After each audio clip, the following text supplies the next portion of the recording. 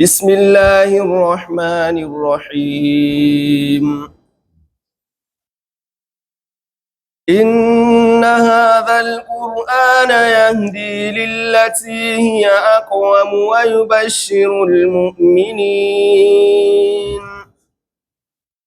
ويبشر المؤمنين الذين يعملون الصالحات أن لهم أجرا كبيرا وأن الذين لا يؤمنون بالآخرة أعتدنا لهم عذابا أليما. ويدعو الإنسان بالشر دعاءه بالخير وكان الإنسان عجولا.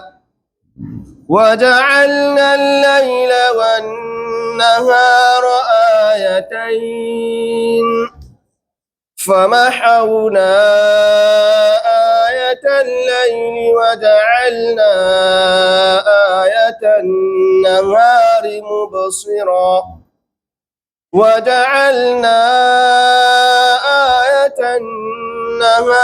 مبصرة لتبتغوا فضلا من ربكم ولتعلموا عدد السنين والحساب وكل شيء فصلناه تفصيلا. وكل إنسان ألزمناه طائره في عنقه ونخرج له يوم القيامة كتابا يلقاه منشورا. إن شاء الله. اقرأ كتابك كفى بنفسك اليوم عليك حسيبا.